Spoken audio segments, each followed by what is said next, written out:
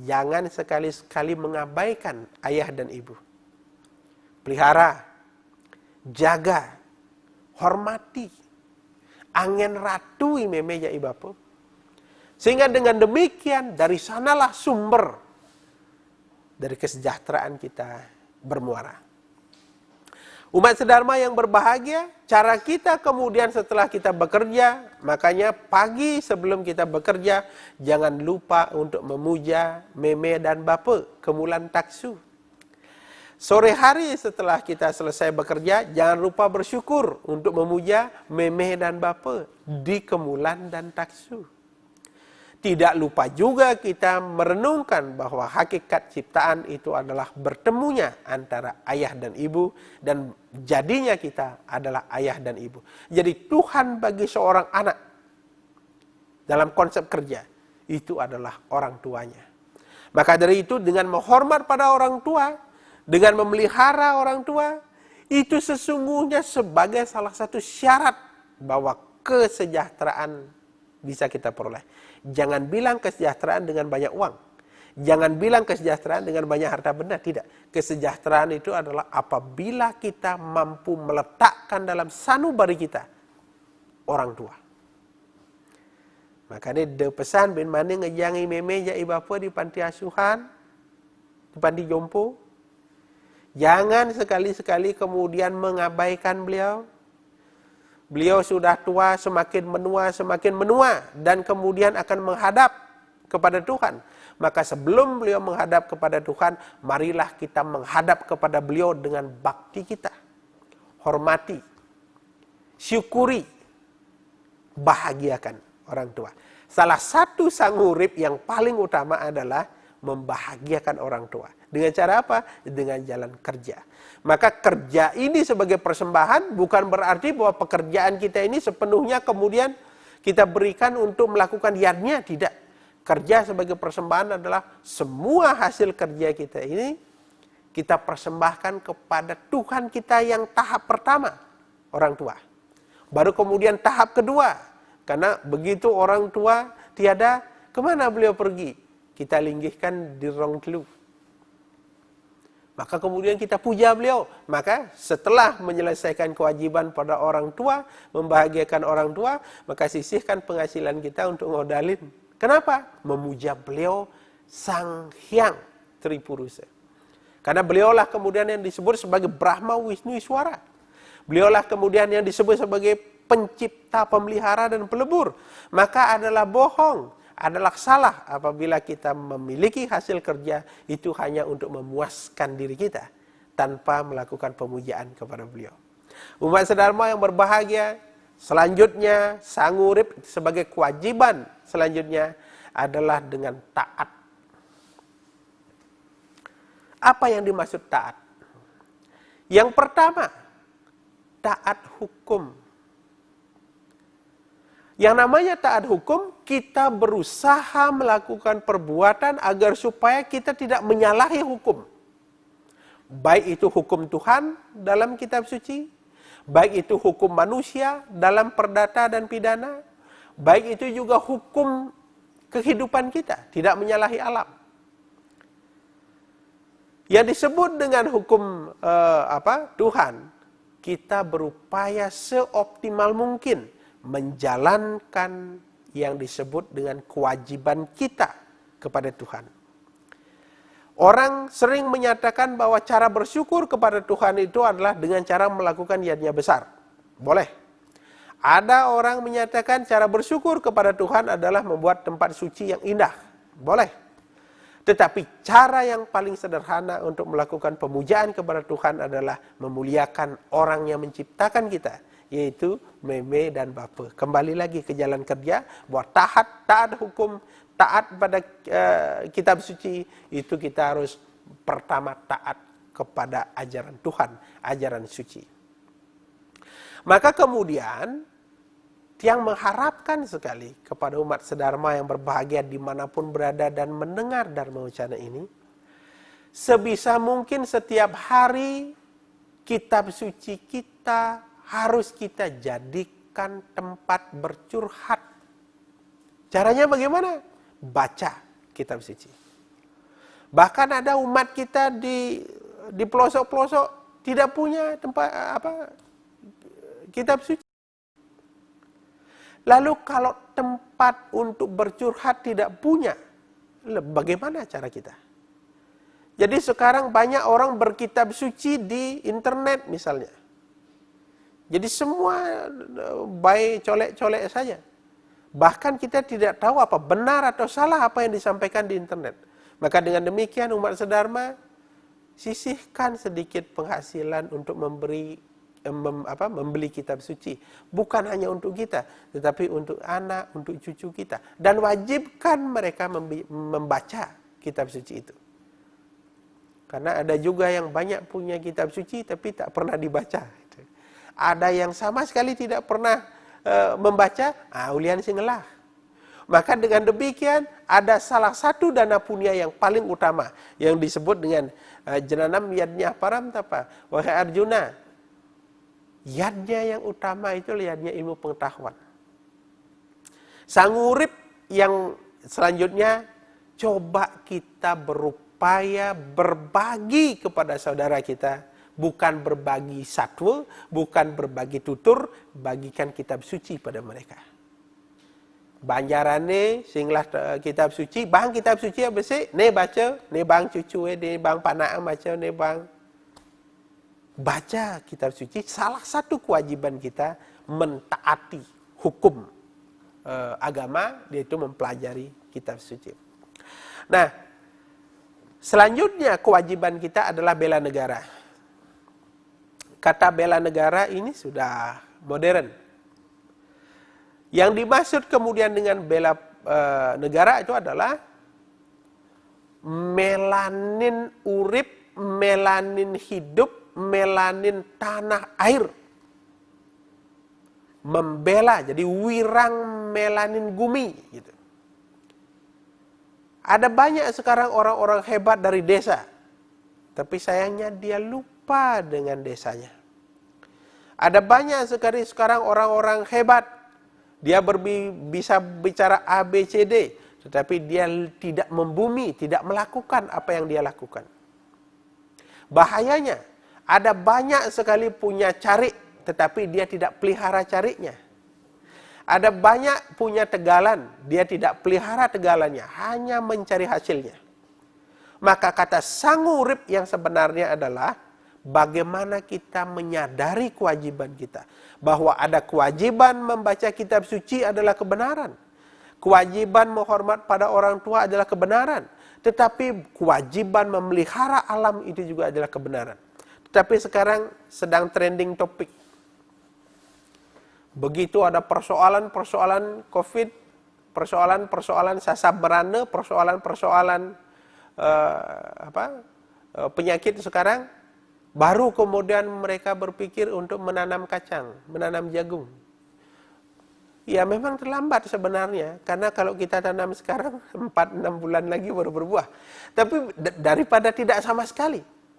Karena orang berpikir memelihara lingkungan itu hanya dengan tidak buang sampah sembarangan. Iya, this is the part, itu salah satu bagian.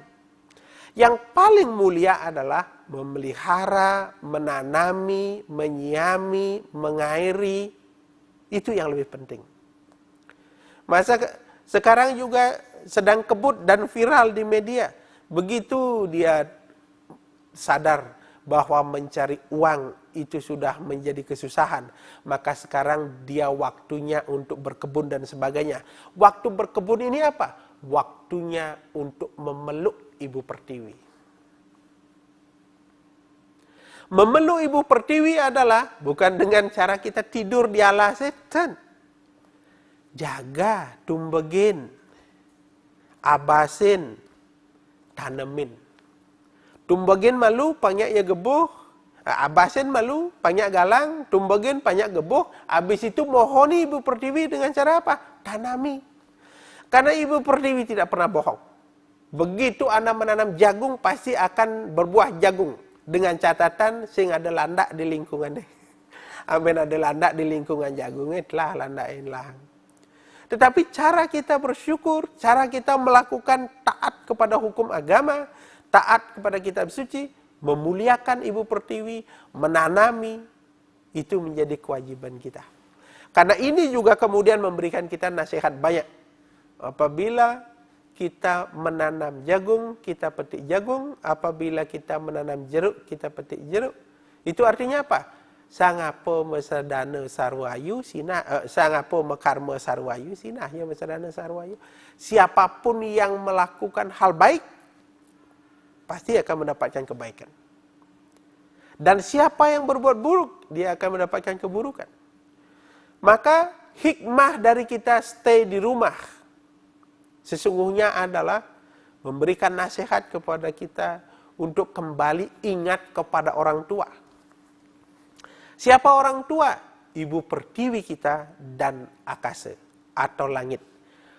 Kata Pertiwi, kita memuliakan tumbuh-tumbuhan, memuliakan Pertiwi.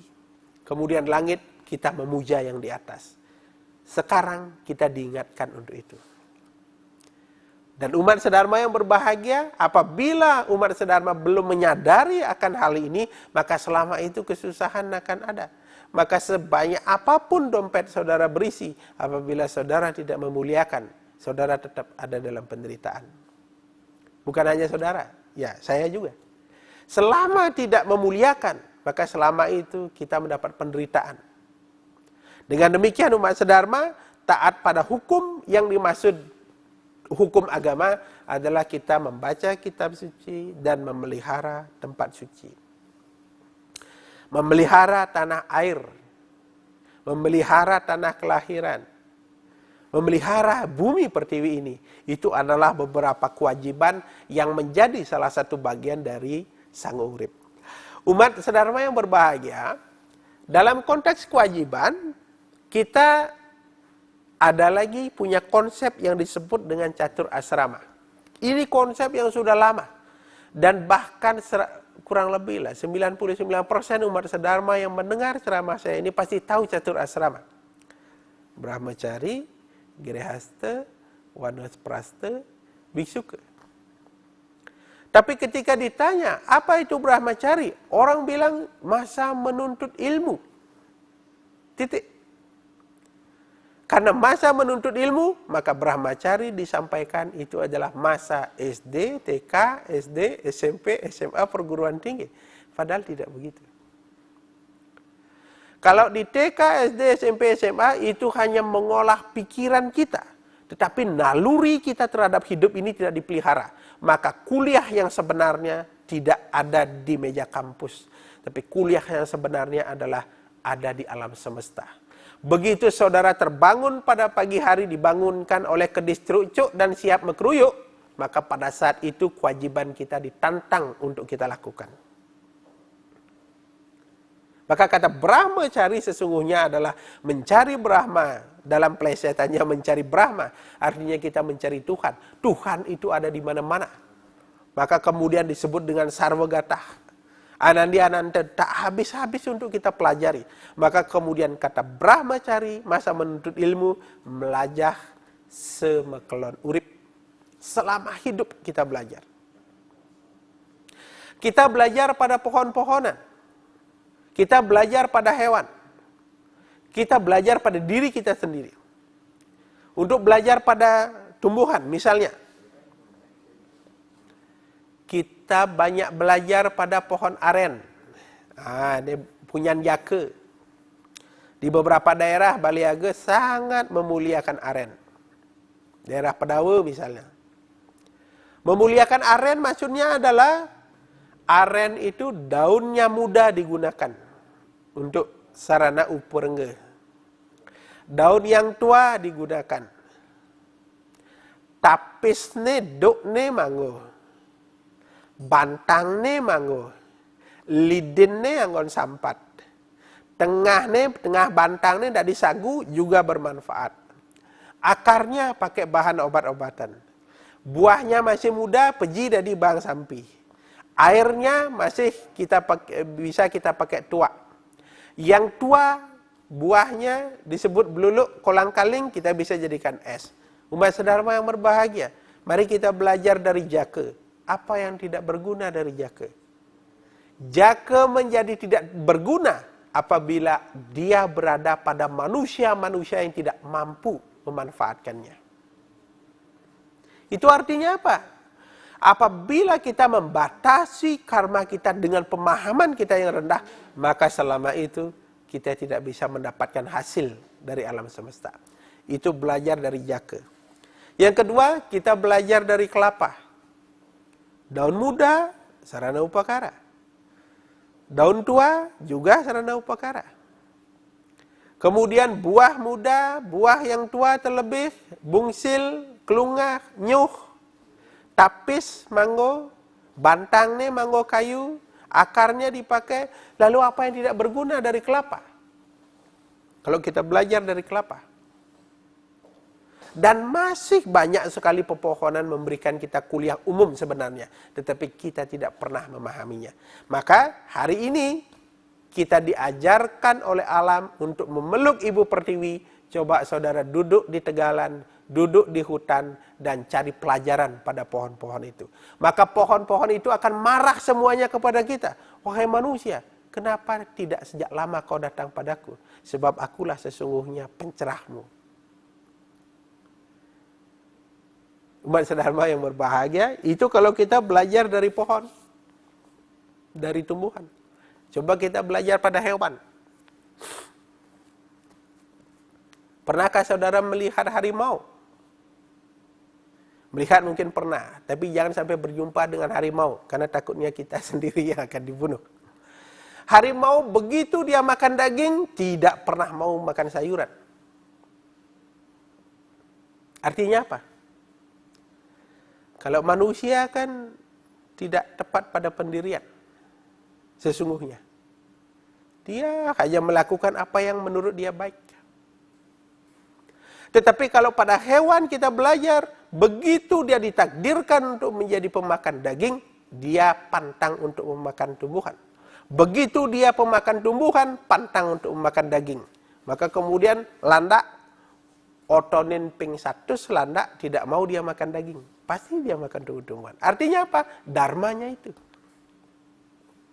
Maka kalau dikontekskan dengan manusia belajar dengan manusia, manusia belajar dengan dirinya, maka sang urip yang dimaksud adalah manusia sadar dengan kewajibannya. Jika kewajibanmu adalah seorang guru, jadilah guru yang mulia. Jika kewajibanmu sebagai seorang petani, jadilah petani yang mulia. Jika kewajibanmu menjadi orang suci, jadilah orang suci yang mulia. Jika kewajibanmu menjadi seorang kesatria, jadilah kesatria yang mulia. Jadi konteks sangu urip adalah mencari Tuhan dalam mencari Tuhan dalam kerja, dan kerja sebagai persembahan. Sesungguhnya dimanapun kita melakukan aktivitas sesuai dengan kewajiban yang melekat pada diri kita, di sana Tuhan selalu berstana. Maha Bhakyah yatra gayante tatra tinamina rada.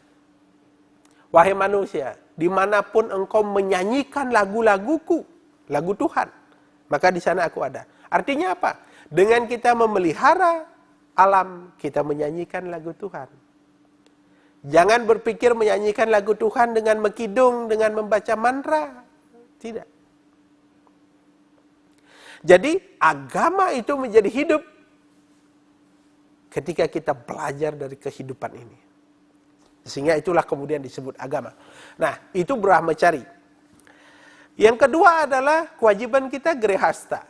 Orang berpikir grehasta itu adalah masa berumah tangga dengan menikah. Padahal kunci pada grehasta itu sebagai tujuan dari pewiwahan atau wiwaha samkraha itu adalah menghasilkan ciptaan. Jadi kunci dari grehasta melahirkan ciptaan. Bukan hanya dengan menikmati hubungan seksual. Menghasilkan ciptaan yang benar adalah, mungkin ada yang berpikir ketika ada seseorang tidak bisa melahirkan anak, maka dia akan menjadi orang yang paling hina dina di alam ini. Ada nak singidang lah panak jauh paling menderita. Padahal kunci dari wiwaha samgraha itu adalah menghasilkan ciptaan. Menghasilkan ciptaan bukan hanya dengan menghasilkan seorang anak. Itu salah satu. Menghasilkan ciptaan adalah apabila ragamu wahai manusia bisa kau gunakan dengan ilmu pengetahuan mencapai atau mengerjakan segala sesuatu yang bermanfaat bagi orang banyak, itu adalah ciptaan. Menghasilkan buku adalah ciptaan. Menghasilkan video adalah ciptaan. Menghasilkan dharma wacana adalah ciptaan. Menghasilkan murid banyak itu adalah ciptaan. Menghasilkan kasih sayang kepada alam itu adalah ciptaan. Maka umat sedharma, bagi umat sedharma yang sedang dalam sedih sekarang tidak punya anak, jangan bersedih. Saya kasih resep, ciptaan itu bukan hanya anak itu. Karena kalau memang belum dianugerahkan oleh Tuhan, kita belum akan memiliki itu. Umat sedharma yang berbahagia, grihasta, itu adalah menghasilkan ciptaan. Selanjutnya adalah wanaprastha. Kata wanaprastha itu sering disebut dengan perjalanan menuju hutan. Wana itu hutan, prastha itu perjalanan. Perjalanan menuju hutan yang dimaksud itu adalah tidak serta-merta kita harus melakukan pendakian gunung, mencari pura di puncak gunungnya, itu salah satu bagian. Wanaprastha yang sebenarnya adalah kita kembali ke hutan belantara yang ada dalam diri kita. Karena selam putih, luwung sing luwung dini. Jadi kalau di alam kecil ini sudah tidak baik, maka tidak baiklah di alam di luar sana. Karena ada hubungan yang sangat harmonis antara buana alit dengan buana agung. Nah, umat sedharma yang berbahagia, pangsing beserem satwa ngerawasang wanaprastha. Wanaprastha yang bisa paling sederhana kita lakukan adalah mulai melakukan pengendalian. Maka kemudian dinyatakan masa wanaprastha itu adalah masa-masa di mana mereka mulai melupakan keduniawian. Mulai dia mencari ke dalam. Mulai mencari. Maka kemudian di daerah-daerah tertentu, begitu orang sudah wanaprastha, dia dilepaskan dari kewajiban berdesa, dilepaskan di kewajiban berbanjar dan sebagainya. Untuk apa? Untuk memberikan kesempatan pada sang wanaprastha ini agar supaya khusus mencari Tuhan.